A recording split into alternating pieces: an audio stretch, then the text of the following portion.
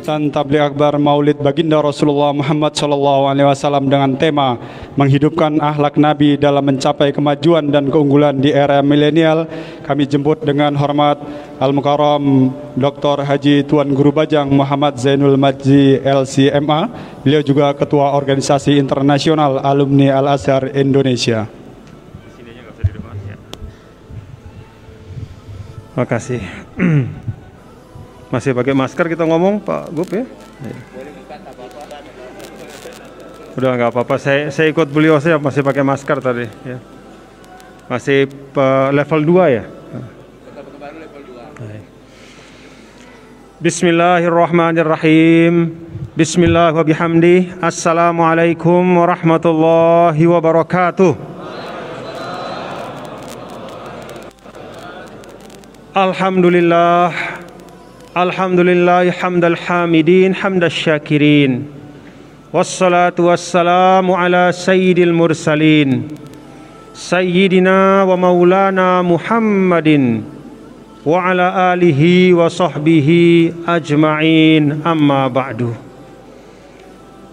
Yang sama-sama kita hormati dan kita doakan, semoga menjadi pemimpin yang amanah, yang menunaikan hajat umat Bapak Gubernur dan Wakil Gubernur Provinsi Riau, beserta para pemimpin dari lembaga-lembaga pemerintahan, lembaga-lembaga negara, Bapak Danrem, Bapak Hakim Tinggi, Bapak-bapak para pimpinan instansi vertikal yang semuanya sesungguhnya adalah ulul amri, yang dalam ajaran Nabi yang mulia, Nabi besar Muhammad sallallahu alaihi wasallam kita doakan. Mudah-mudahan beliau-beliau ini semua menjadi pemimpin-pemimpin yang takut kepada Allah dan cinta kepada rakyat dan umatnya. Amin ya rabbal alamin.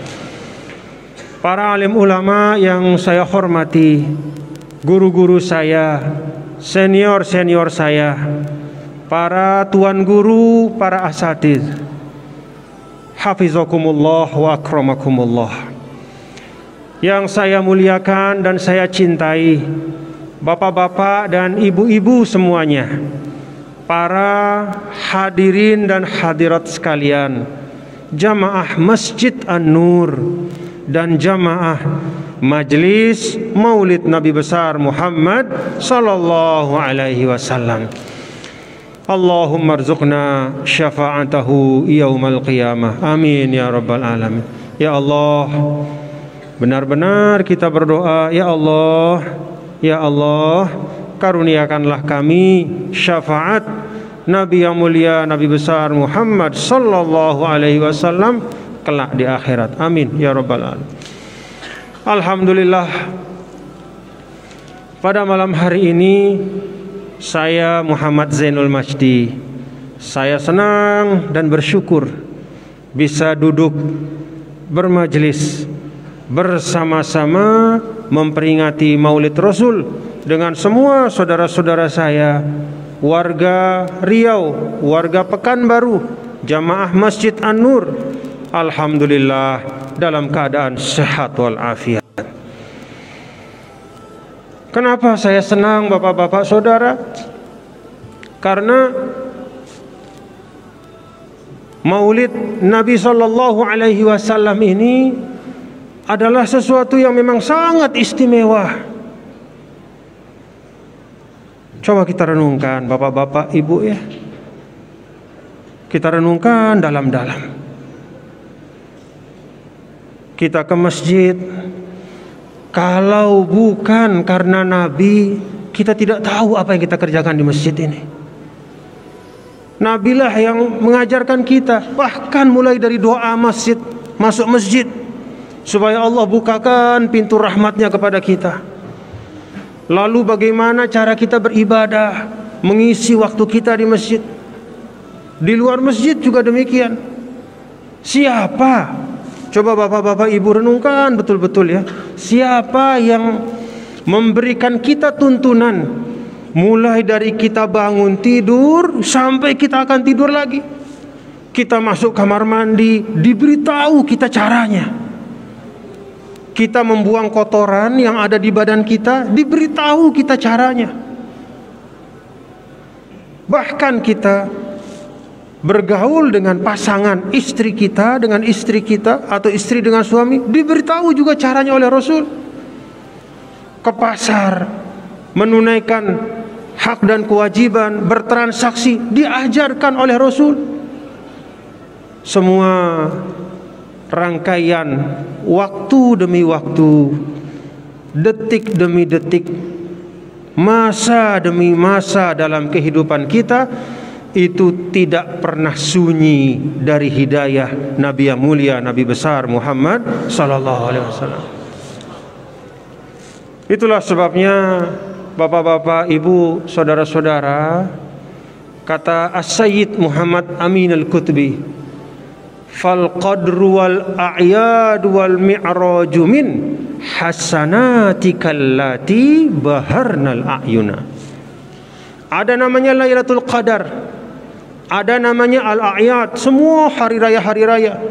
Lailatul Qadar itu dengan semua kemuliaannya, hari raya itu dengan semua kebahagiaannya, wal mi'raj, Isra dan Mi'raj dengan semua hikmah-hikmahnya, itu sampai kepada kita adalah melalui perantaraan Nabi besar Muhammad sallallahu alaihi wasallam.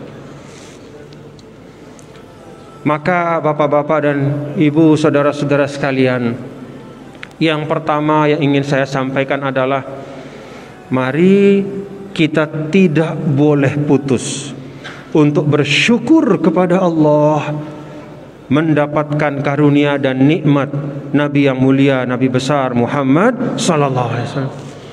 Kita syukur Bapak Ibu. Kalau saya misalnya pergi ke Pekanbaru, ya, kalau saya berangkat ke Pekanbaru ini mungkin bisa lebih dari satu jalur. Ada banyak rute untuk sampai ke Pekanbaru. Ada rute yang misalnya kalau kita dari Jakarta kita bisa direct langsung ke Pekanbaru. Kalaupun mau muter lewat Surabaya, bisa kita muter lewat Surabaya. Kalaupun mau berjalan melalui jalur yang lain, mungkin masih ada jalur yang lain. Melalui Medan mungkin, atau jalur yang lain. Udara ada, darat ada, laut ada. Tapi kalau keselamatan menuju kepada Allah Subhanahu wa ta'ala, supaya kita bisa sampai ke tujuan kita selamat dunia akhirat, maka setelah lahir Nabi sallallahu alaihi wasallam cuma ada satu jalur. Itulah namanya jalan ad-dinul islami as-siratul mustaqim, jalan yang dibawa oleh Nabi besar Muhammad sallallahu alaihi wasallam. Tidak ada lagi jalur yang lain setelah lahir beliau. Kalau sebelum beliau lahir itu ada beragam jalur, tapi setelah lahir Rasulullah sallallahu alaihi wasallam cuma satu jalurnya. Itulah jalur beliau. Syukur, alhamdulillah, Allah perkenankan kita untuk menempuh jalur itu. Alhamdulillah. Ini bapak-bapak dan ibu-ibu, ini bapak-bapak dan ibu-ibu, nikmat yang paling besar. Mendapatkan hidayah, mendapatkan hidayah. Alhamdulillah. Dengan hidayah ini bapak-bapak ibu ya, coba renungkan. Dengan hidayah ini kita punya modal yang sama. Orang Riau kita ini, ya, jauh dari tempat lahirnya Islam. Tapi dengan hidayah ini kita punya modal yang sama dengan para sahabat Nabi dulu. Punya modal yang sama dengan para ulama dulu. Apa modal yang sama itu? Modal yang sama itu adalah iman dan Islam. Ibaratnya kalau kita orang Indonesia ini bapak-bapak ibu ya, apa makanan kita yang paling pokok itu? Nasi, ya. Makanan yang paling pokok itu nasi. Maka ibaratnya hidayah iman itu seperti nasi yang sudah ada di piring kita. Semua dapat, sudah ada nasinya, ya, sama diberikan. Sahabat dulu ibaratnya dapat sepiring nasi, yaitu iman Islam itu. Kita juga sekarang dapat sepiring nasi yang sama, berasnya sama, nasinya sama. Cuman memang lauknya beda-beda. Ya. Nah, itulah tantangan kita. Ya. Ibaratnya setelah ada hidayah iman Islam itu, mari kita lengkapi dia dengan ilmu, dengan amal, dengan akhlak. Tadi saya di takrim ya, dengan keramah tamahan dari Bapak Gubernur, saya dipersilahkan makan malam di kediaman beliau. Di situ ada nasi. Setelah nasi yang jadi pokok itu ada pilihan. Saya pilih ikan patin, ya, karena ikan patin Riau itu memang paling enak. Saya ambil ikan patin, saya lihat teman saya Ustadz Zul Hendri, dia tambah ambil lauk yang lain. Tapi modalnya sama, nasi dulu. Ibaratnya itulah Nabi SAW kasih kita hidayah iman. Udah sampai hidayah iman, tinggal bagaimana sekarang kita memperindah hidangan itu dengan lauk pauk yang semakin membuat hidangan itu menjadi lezat dan bermanfaat. Maka hidayah iman dari Allah melalui Rasul SAW itu tinggal kita lengkapi saja. Nah, inilah bapak-bapak dan ibu satu rahasia ya, yang disampaikan oleh para ulama. Satu rahasia yang disampaikan oleh para ulama, bahwa siapapun umat Nabi SAW itu, dimanapun dia hidup, bagaimanapun keadaannya, dia punya peluang yang sama untuk mendapatkan surganya Allah Ta'ala. Dia punya peluang yang sama untuk mendapatkan kemuliaan di sisi Allah, karena sudah dapat modal pokok yang sama. Maka dalam sebuah hadis, Nabi yang mulia mengatakan, ummati kal matar la yudro awwaluhu khair am akhiruhu.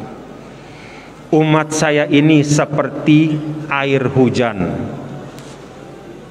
tidak diketahui tetesan mana yang lebih baik dibanding yang lain. Kalau hujan turun, bapak-bapak, ibu ya, ini kalau saya tanya bapak-bapak ibu, kalau hujan turun hujan, kemudian hujan lama, hujan lebat apa segala macam, terus kemudian padi itu mulai tumbuh, tunas itu mulai keluar dari tanah. Kalau saya tanya, tetesan yang mana yang menumbuhkan tunas itu? Tetesan yang mana bapak-bapak? Tetesan yang pertama kah? Atau tetesan yang kedua kah? Atau tetesan yang ketiga kah? Atau tetesan yang ke-1000? Wallahu alam. Karena semuanya menyampur, semuanya turun, tetesan demi tetesan, sehingga keseluruhannya itulah yang kemudian menumbuhkan tumbuhan yang bermanfaat. Itulah umatku, kata Nabi besar Muhammad sallallahu alaihi wasallam. Ibaratnya iman itu kita lengkapi dengan ilmu, dengan amal, dengan akhlak, dengan tingkah laku, dengan jalan kehidupan yang baik, sehingga dia menjadi sesuatu yang lengkap. Seperti dulu para sahabat Rasul beserta orang-orang yang berjuang untuk Islam di awal-awal Islam. Alhamdulillah. Lalu setelah kita bersyukur Bapak Ibu ya, kesyukuran ini melahirkan kegembiraan. Nah, kegembiraan inilah yang terwujud malam hari ini. Alhamdulillah, dari tempat-tempat yang jauh ya. Saya yakin Bapak Gubernur, Bapak Wakil Gubernur, dan para pimpinan kita di sini, para asatidz, kita punya 1001 kesibukan. Ya, kita bukan orang yang tidak punya pekerjaan, punya kesibukan. Ibu-ibu juga saya yakin. Ya. Apalagi ada bawa anak juga tadi, anak-anak. Jam-jam segini ini kan juga jam untuk anak-anak kita istirahat, tapi datang kemari melangkahkan kaki. Ini bagian dari menampakkan kesukacitaan karena mendapatkan karunia. Kesukacitaan kita menjadi umat Nabi Muhammad sallallahu alaihi wasallam. Kesukacitaan kita bisa masuk pada bulan Rabiul Awal, bulan kelahiran Nabi ini. Ada pertanyaan, Nabi dulu tidak pernah bermaulid. Betul. Tapi tidak pernahnya bermaulid dalam bentuk seperti ini bukan berarti menampakkan kesyukuran itu dilarang. Coba Bapak Ibu bayangkan, kita saja kalau punya anak, nih, kita kalau punya anak lahir, ya, kita punya anak, istri kita melahirkan, kita berusaha dengan sekemampuan kita untuk apa? Beli kambing. Kita beli kambing, laki-laki 2, perempuan 1. Kita bawa ke rumah, kita sembelih. Lalu kita berikan kepada orang-orang, tetangga-tetangga, kita bagi makanan. Itu untuk anak kita yang lahir, karena senang kita. Ini yang lahir adalah Nabi yang mulia, Nabi besar Muhammad. Lebih mulia mana anak kita dengan Rasul? Coba saya tanya, lebih mulia mana anak kita dengan Rasul? Ya Allah, tidak ada perbandingannya.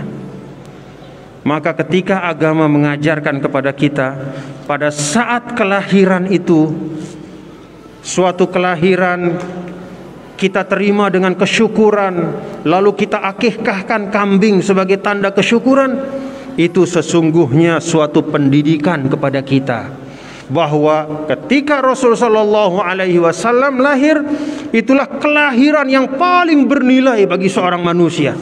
Dan karena itu kelahirannya pantas untuk terus menerus kita peringati. Kita peringati dengan kesukacitaan. Makanya bapak-bapak, ibu, hadirin dan hadirat sekalian, dulu ulama-ulama kita zaman dulu itu tidak banyak ngaji kitab yang tebal-tebal, ya. Mereka tidak mengajarkan, katakanlah misalnya kitab-kitab fikih yang tebal-tebal atau kitab-kitab hadis yang tebal-tebal.